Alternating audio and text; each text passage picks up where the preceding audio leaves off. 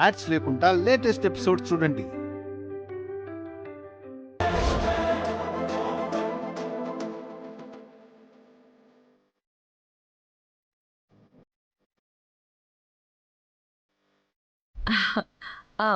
చూశారు కదండి,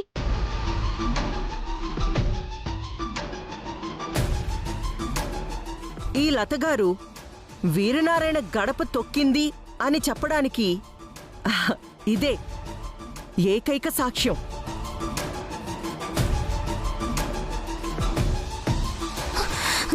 కాంతమత్త, నువ్వు పేర్చెత్తున్నావో నీకు అర్థమవుతుందా? నోర్మోయ్, ఎవరిని మోసం చేస్తావే? ఎంతకాలం మోసం చేస్తావే? నీ చెల్లెలి కాపురం నిలబెట్టడానికి ఈ మహానుభావులిద్దరినీ మోసం చేస్తావా?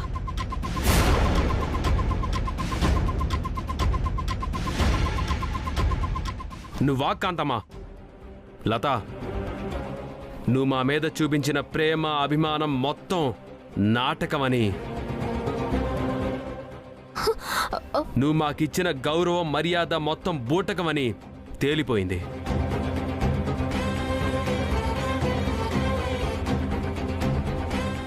నీలాంటి ద్రోహికి ఈ ఇంట్లో స్థానం లేదు. ఇంకొక క్షణం ఇక్కడున్నావంటే నన్ను నేనే శిక్షించుకొని చేస్తాను.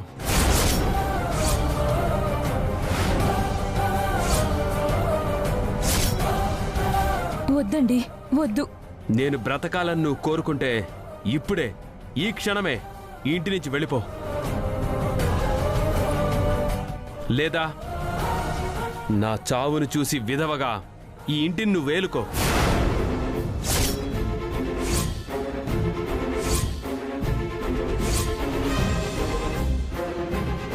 సరేనా?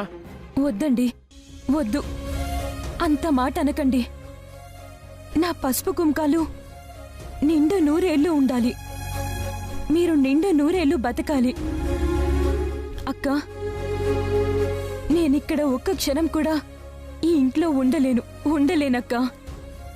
వెళ్ళిపోదాం పదా.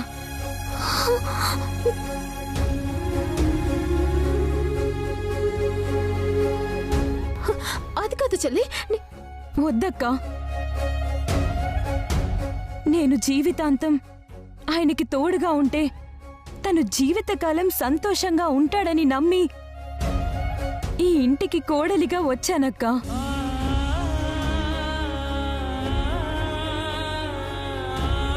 అలాంటిది నేను ఇంట్లో ఉన్నంతకాలం వాళ్ళు నరకం అనుభవిస్తున్నారని తెలిసాక ఎందుకుండాలక్క? ఎవరి కోసం ఉండాలి? నాకిక్కడ ఉండాల్సిన అవసరం లేదక్క. పదక్క, ఇంటికి వెళ్దాం.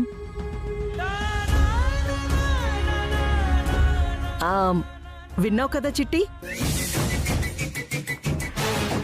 నీ చెల్లికే ఇక్కడుండడం ఇష్టం లేదు. ఇంకా ఎందుకు తమరు పోరాడతారు? బయలుదేరండి. కాంతమత్త, నా చెల్లి నిన్ను తన తల్లిదండ్రులతో సమానంగా పోల్చింది. నిన్ను దేవతలా చూసింది.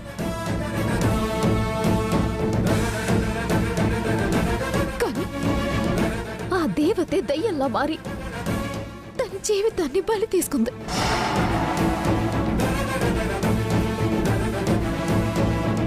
ఈ పాపం నిన్ను బోరికి వదిలిపెట్టదత్తా. ఇంతకింత అనుభవిస్తావు. ఇంతకి బంద రేట్లో కుమిలి కుమిలి ఏడుతావు. ఆ రోజు అతి దగ్గరలోనే ఉంది. మావయ్య, మీకు చెప్తున్నాను,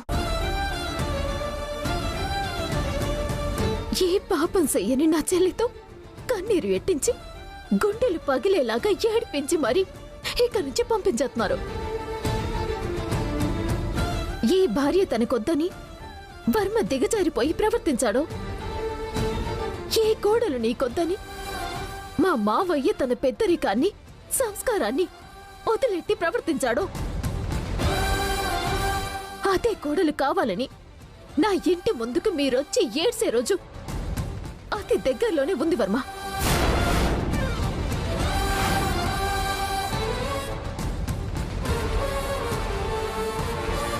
ఆ రోజు నా చెల్లికి మా బాబాయికి క్షమాపణ చెప్తేనే గాని నా చెల్లెళ్ళు నీ ఇంటి గడప తొక్కదు. ఇది ఈ చిట్టి మసపతం.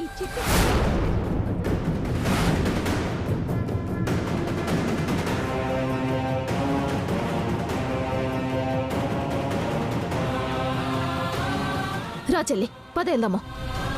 అమ్మా అమ్మా చిట్టమ్మా, నేను చెప్పేది వినండమ్మా. లత, తొందరపాటు నిర్ణయాలు తీసుకోవద్దమ్మా. నా మాట వినండమ్మా. హే మానసా, ఎందుకే వాళ్ళని బతిమలాడతావు? వాళ్ళకేనా పౌరుషం ఉండేది? ఏ మనకుండదా? మీరు ఉండండి. అమ్మా లత, నేను చెప్పింది వినండమ్మా. ఆవేశపడి తొందరపాటు నిర్ణయాలు తీసుకోకండమ్మా. అత్తయ్య, నా దారికి అడ్డు రాకండి. నేను ఎవ్వరి మాట వినదలుచుకోలేదు.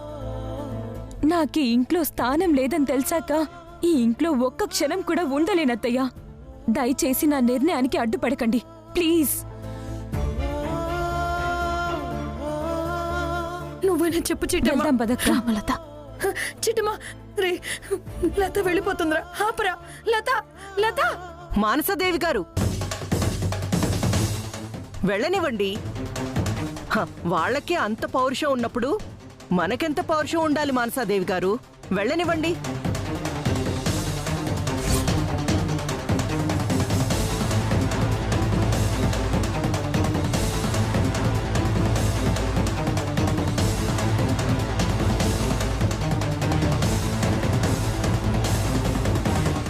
అమ్మ లత,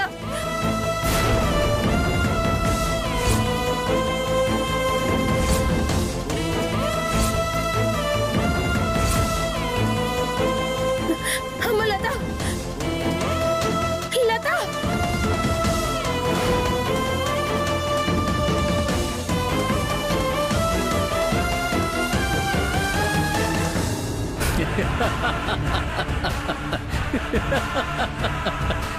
నాన్నగారు, ఇప్పుడు మీరు హ్యాపీనా?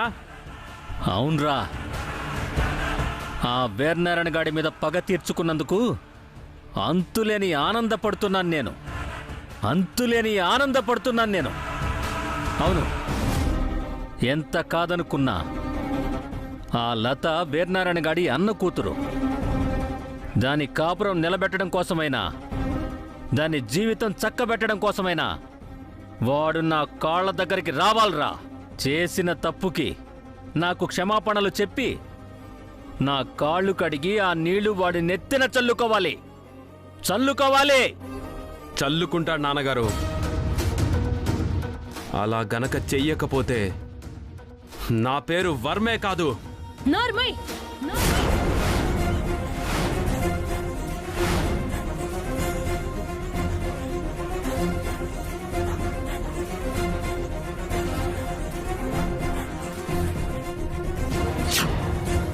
చిచ్చి, మీరు అసలు మనుషులేనారా? మీకు అసలు మానవత్వం అనేదే లేదా? అమ్మా, నార్మై, నీకు అమ్మ అని పిలిచే అర్హత కూడా లేదురా. మానసాదేవి, అవునండి, అవును. నా కుటుంబం మీద పగతో రగిలిపోతున్న మీరు ప్రేమ గురించి మర్చిపోయి ఉంటారని, అందుకే మీ శత్రువు ఇంటి కూతురే మీ ఇంటి కోడలన్న విషయం మర్చిపోయారు. మీ శత్రువు ఇంటి చెల్లెలే మీ ఇంటి కోడలన్న విషయం కూడా మర్చిపోయారు. అందుకే తండ్రి కొడుకులిద్దరూ పశువుల్లా ప్రవర్తిస్తున్నారు. మానసాదేవి, ఏ పశువులు అన్నానని కోపం వచ్చిందా? ఒక్క నిమిషం మీ గుండెల మీద చెయ్యేసుకొని చెప్పండి. లత ఇంటి కోడలుగా అడుగు పెట్టిన దగ్గర నుంచి ఏ క్షణమైనా తనను ఒక మనిషిలాగా చూసారా? ఈ ఇంటి కోడలుగా గౌరవించారా? లేదే.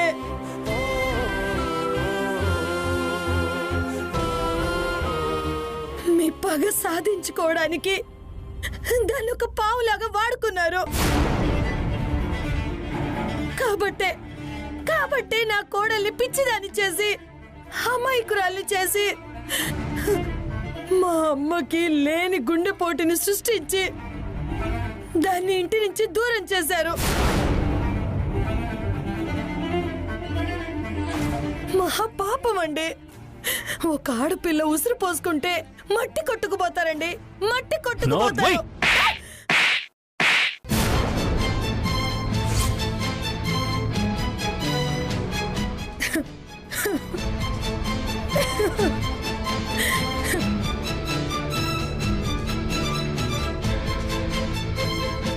మీరు దిగజారిపోయారని తెలుసు, కానీ ఏ తప్పు చెయ్యని భార్య మీద కూడా మీ ఆధిపత్యాన్ని అహంకారాన్ని చూపించే స్థాయికి దిగజారిపోతారని ఇప్పుడే తెలిసిందండి, ఇప్పుడే తెలిసింది. అమ్మా, తప్పు చేసింది ఎవరు? మీ అన్నలు కాదు? అలాంటి మీ అన్నల్ని వదిలేసి నా తండ్రిని తప్పు పడతావేంటి? నోర్మయ్, పాపిష్టి ఎదవా. నిన్ను నా కొడుకు అని చెప్పుకోవడానికే నాకు అసహ్యం వేస్తుందిరా.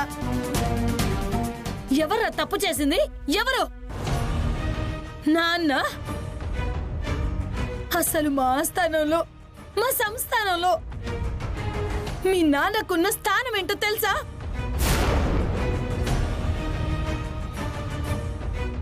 మేనేజర్. కేవలం మా అన్నగారు 10,000 రూపాయలు పడేస్తే జీతం డబ్బుల కోసం పనిచేసిన సామాన్యమైన మేనేజర్.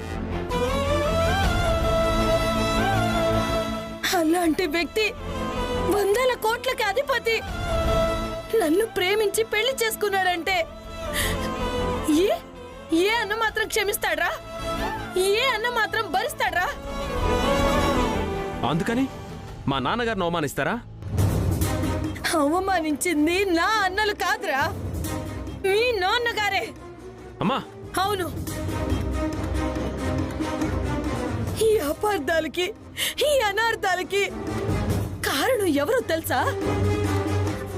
ఇదిగో మన కంటి ముందే నిలబడి మన ఇంటిని శాసిస్తుందే అతి దుర్మార్గురాలు, అతి నికృష్టురాలైన ఈ కాంతమేరా. మానసదేవి గారు, నర్మయ్, నర్మయ్. పాపిష్టిదానా, ఆ రోజు నేను నీ దగ్గరకు వచ్చి నేను రఘురామ్ గారిని ప్రేమిస్తున్నాను, ఈ విషయం మా అన్నయ్యలతో చెప్పి నా పెళ్లికి ఒప్పించు అని నీతో చెప్తే నువ్వేం చేసావు?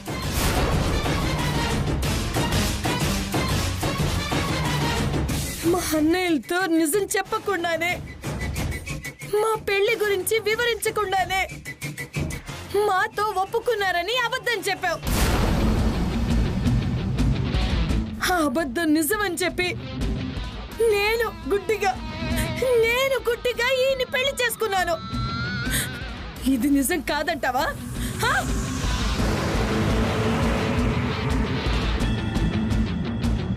ఈ ఇల్లు ఇలా తయారవటానికి, ముక్కలవటానికి కారణం నువ్వే కాదంటావా? మాట్లాడవే. అయ్యో రామా, ఇదెక్కడ గొడవండి?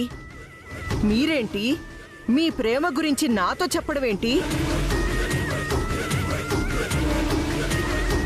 నేనేమో మీ వాళ్లతో చెప్పకుండా మీ మధ్య గొడవలు పెట్టి 2 కుటుంబాల్ని ముక్కలు చేయడమేంటి?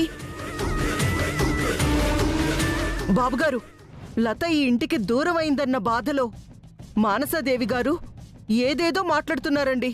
అవును కాంతమ్మ, దీనికి పైత్యం బాగా పెరిగింది. పుట్టింటి గాలి బాగా వంట పట్టింది.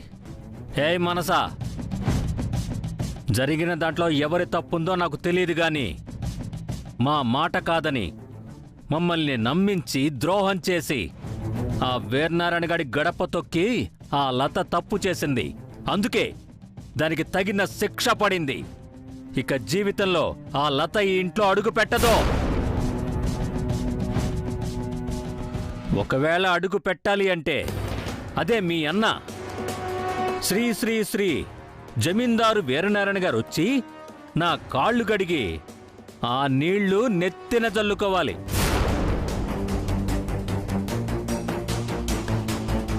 ఆ రోజే తనని ఇంటి కోడలిగా ఆహ్వానిస్తాను, అంగీకరిస్తాను. కాదు కూడదని అహంకారానికి పోతే నా కొడుక్కి మరో పెళ్లి చేస్తాను. చంపేస్తాను చంపేస్తాను చంపేస్తాను చంపేస్తాను, మీ ఇద్దరిని చంపేస్తాను.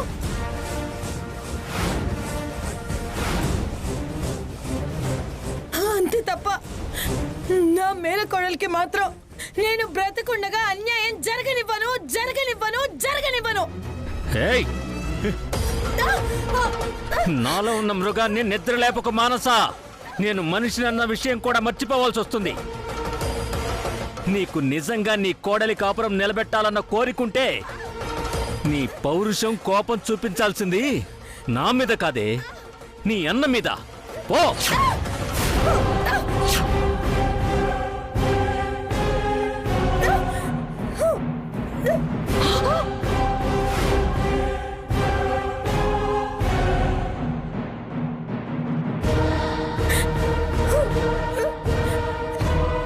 అయ్యయ్యో బాబుగారు, అనవసరంగా మీ వ్యక్తిగత విషయాల్లో తలదూర్చానేమో అనిపిస్తుందండి.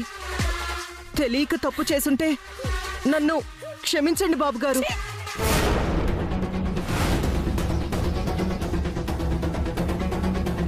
దుర్మార్గురాలా, చెయ్యాల్సిన వెధవ పనులన్నీ చేసి ఇప్పుడు నక్క వినయాలు చూపిస్తున్నావా?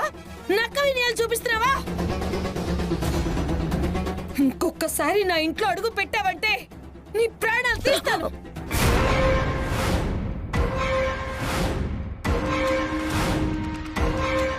అయ్యో మానసదేవి గారు, మీరు నన్ను అపార్థం చేసుకుంటున్నారండి. మీ ఇంటి కోడలు మీ పరువు తీసిందన్న విషయం చెప్పాలనే వచ్చాను తప్ప ఇందులో నాకెలాంటి స్వార్థం లేదండి. ఇలా చెప్తున్నందుకు నన్ను తప్పుగా అనుకోకండి. రఘురాం గారు, ఆ చిట్టెమ్మ సామాన్యురాలు కాదండి. తన బాబాయ్ మీద పగబట్టారనో, తన చెల్లెలి జీవితం నాశనం చేశారనో ఖచ్చితంగా మీ మీద పగ తీర్చుకుంటుందండి. ఏం మాట్లాడుతున్నావు కాంతమ్మా? అవునండి, తన పుట్టింటికెళ్ళింది అన్న ఒకే ఒక్క కారణంతో లతని ఇంటి నుంచి పంపించారు కదండి. అవును. ఆ అలా పంపించడం మీకు న్యాయమేమో కానీ చట్టరీత్యా అది అన్యాయం అండి. నువ్వు చెప్పేది నిజమా కాంతమ్మా? అవును బాబు, మీకు చెప్పేంత దాన్ని కాదు కానీ ఏ తప్పు చెయ్యని ఆడపిల్లని నిర్దాక్షిణ్యంగా ఇంటి నుంచి గెంటేయడం చట్టరీత్యా నేరవండి. దీన్ని అడ్డం పెట్టుకుని ఆ చిట్టెమ్మ రేపు మీ మీద పోలీస్ కేసు పెట్టి గృహహింస చట్టం కింద మిమ్మల్ని అరెస్టు చేయించినా ఆశ్చర్యపడాల్సిన అవసరం లేదు.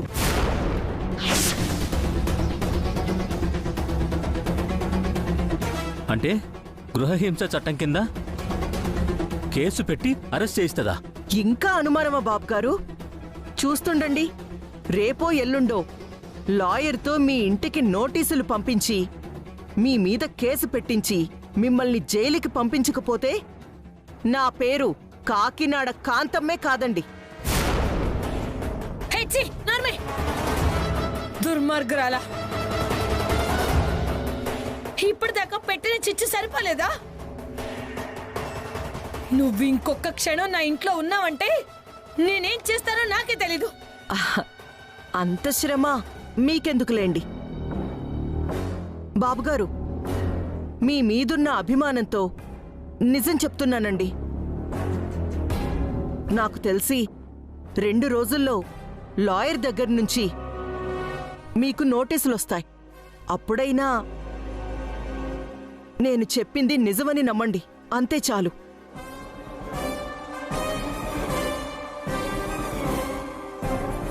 చిచి, పాపిష్టురాలు, దీన్నేం చేసినా పాపం లేదు. ఏయ్, కాంతమ్మని ఎందుకు తిడతావు? చూద్దాం, 2 రోజుల్లో నోటీసులు వచ్చాయా కాంతమ్మ చెప్పింది నిజం. రాలేదా? నువ్వు చెప్పిందే నిజం. కాంతమ్మ చెప్పినట్టుగా మనమేదెవరన్నా కేసు పెట్టి మనకి నోటీసులు పంపించారా వాళ్ళంతూ చూస్తానంతే. అది నా పెళ్ళం అయినా సరే, నా మేనమామ అయినా సరే.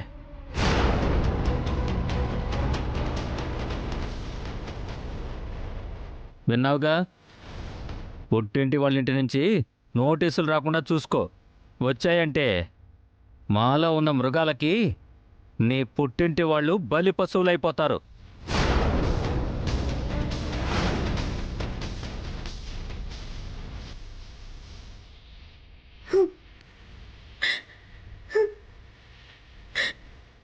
ఎందుకు స్వామి నన్ను నా మేనకోడల్ని ఇంతలా హింసిస్తున్నా?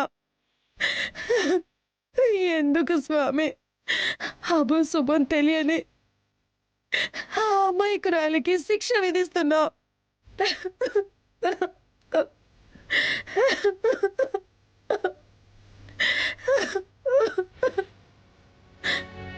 అమాయకురాలైన నా కోడల్ని, దాని కాపురాన్ని చక్క పెట్టే బాధ్యత నీదే స్వామి, నీదే.